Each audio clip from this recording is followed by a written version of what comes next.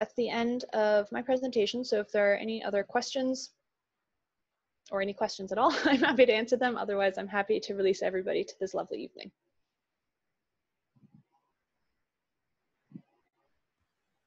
Thank you, Anna. That was wonderful. That was very informative.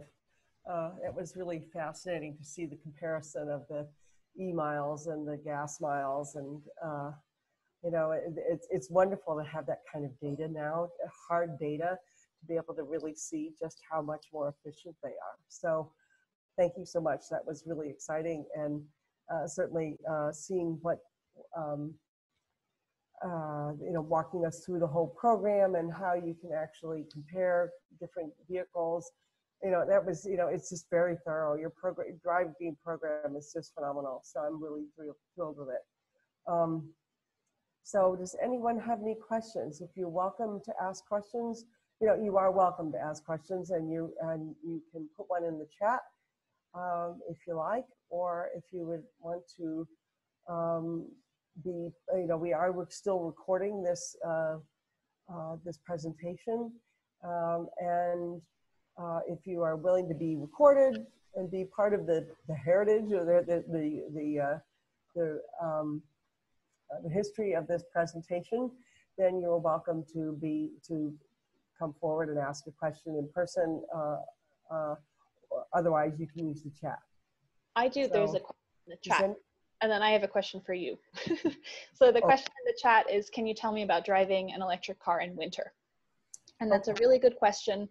And then one that we get a lot.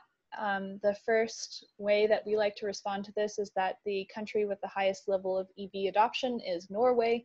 And it's really cold in Norway, and they have a lot of mountains. And if they can do it, we can too. So that's the short answer. The slightly longer answer is that batteries, so all the vehicles that we're talking about have lithium-ion batteries. That's the energy storage that they have, and batteries do not like it when it gets very, very cold. So when it gets cold, the vehicle will run less efficiently. So it'll take more of the stored energy in the battery to go the same distance compared to summertime. And then if you're using heating, obviously that's another draw on the same battery. The good news is that there are really simple steps that you can take to mitigate any impact from the weather. So if you can charge at home, you can precondition your vehicle. So basically, all of these cars are smart and snazzy. So if your car is plugged in the garage and you know that you're leaving at 8 a.m., you can use your smartphone to tell your car to get ready and to get warm as it's sitting in your garage. And the benefit there is that it'll heat up the car with power from the grid rather than power from the battery, so that when you do start driving, A, the battery is already at the right temperature, and B, you don't have to draw from the battery to keep your vehicle heated. The other thing is that I would in particular recommend that if you have the option to get a heated steering wheel or heated seats, that you go with that, because that's a much more efficient use of energy than space heating. But mostly, I would just say that if you're driving an electric car in a New England winter, you will notice a somewhat substantial decrease in your range in the winter, but it is totally manageable. Because particularly if you're driving one of the all-electric vehicles, they have over 200 miles of range, so you'll notice that there's less, but it'll still be more than enough for most people's daily driving. A lot of the time we get questions about how the vehicles handle in snow. They actually handle quite well because the battery, most of these vehicles have what it's called a skateboard design, where the battery makes up the base of the vehicle. And what that means is that it's got a really low center of gravity, which means it handles really well. These are great choices for the winter. There are more and more options that come in all-wheel drive if that's something that's important to you.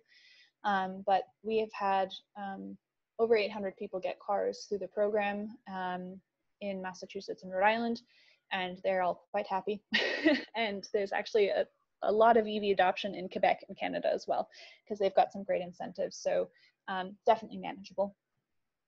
There's a question about if they're hard to learn how to drive, and the answer is no. What's hard is to stop driving them once you've started driving them. because they're so responsive, they handle so well. I like to tell the story that I personally don't own a vehicle. I convinced my parents to lease a Chevy Bolt, which my 92-year-old grandmother calls the nice car. But when I need to drive somewhere, if I can't convince them to lend me the vehicle, I get a zip car. And after having driven their Bolt a lot, I got a zip car once to go on a hike with a friend and actually pulled over because it was making so much noise, and I was worried something was broken, and I had to be reminded that no, in fact, that's just what a gas-powered car sounds like. So it's really hard once you've driven an electric car to go back to a gas-powered car because they're just so much slower. If you press on the gas pedal, you have to wait for an explosion to happen and be controlled and turned into motion, and they smell and they're loud, and so they're very easy to drive, long story short. But I was going to ask you, Carolyn, what was the most surprising thing? You drive a Chevy Bolt, right? Yes, I do. What was the thing that surprised you the most when you got your car? It was so smooth because there are no gears. If you just put your foot on the pedal and you just go. That was so cool. And I really also loved the regenerative braking. Every time I, take my foot off the accelerator, I know that that's just helping me to get a little further along with wherever I'm going and still charging the battery. So I love both of those aspects. And it's great in snow. We were not really quite sure how it was going to work in snow, but because there are no gears that you have to shift, or whether it's manual or an automatic, because you're not shifting gears, you just you have much more control in the snow. It's really lovely that way. So we've driven it in some pretty heavy snow, and it's been fine. So I love it. We've had our Chevy Bolt since the summer of 2017. So it's been 3 years. And Anne, would you like to share anything about your Bolt? Anne bought her Bolt after she drove mine. Yeah, no, I absolutely love it. I guess the thing that surprised me the most was what Anna said, is that they are so fun to drive. They're so responsive. They maneuver so well. They're so easy to drive. You don't have to really learn anything to drive them because they pretty much work like a gas-powered car, but just so much better. And the things that surprised me is we put the charging station in our house, and that's all we need, because it just, you put it in overnight, and then you've got well over 200 miles to drive on, and that covers 95% of our driving. So it's just so easy and so convenient and so nice not to go to a gas station. Highly recommend it. Yeah, and they're so quiet.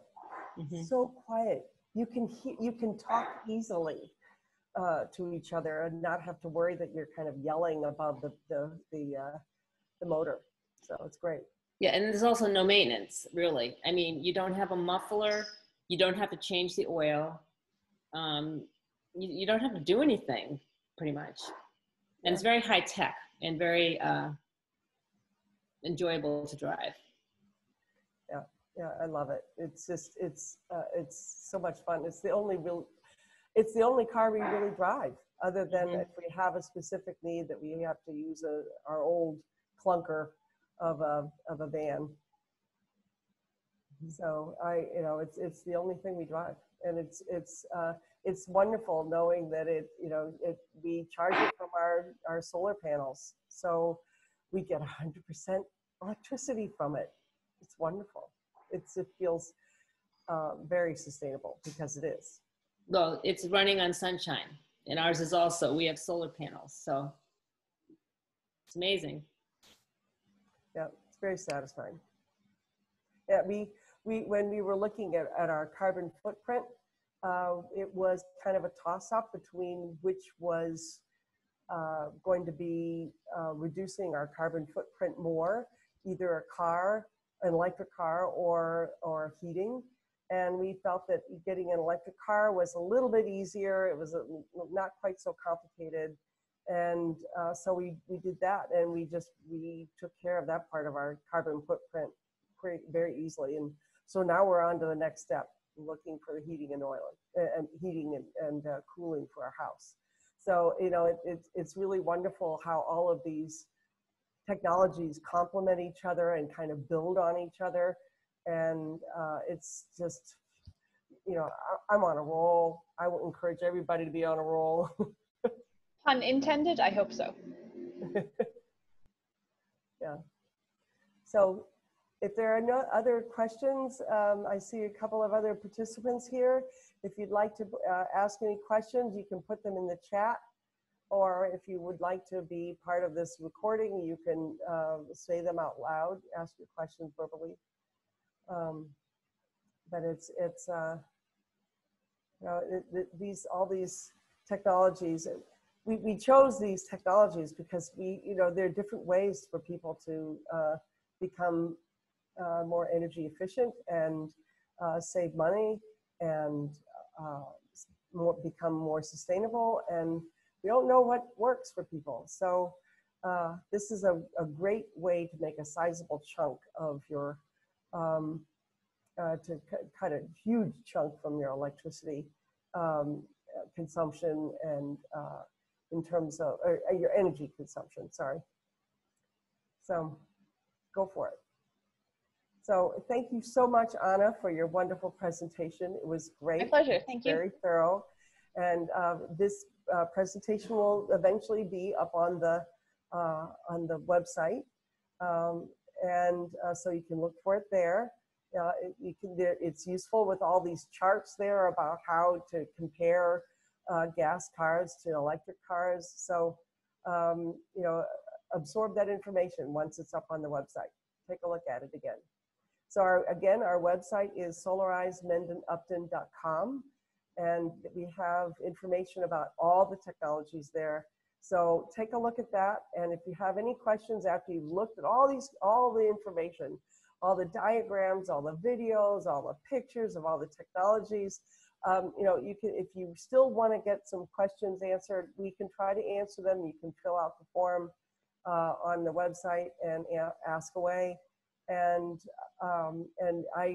you know, if you are ready to jump and go check out an installer, go to any of the technology pages and click on the link that is the name of the installer and sign up and see what happens. And I encourage everyone to look at all the choices.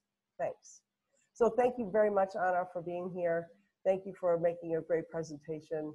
And thank you everyone for checking out what's available with electric vehicles. So have a good evening. Thank you so much.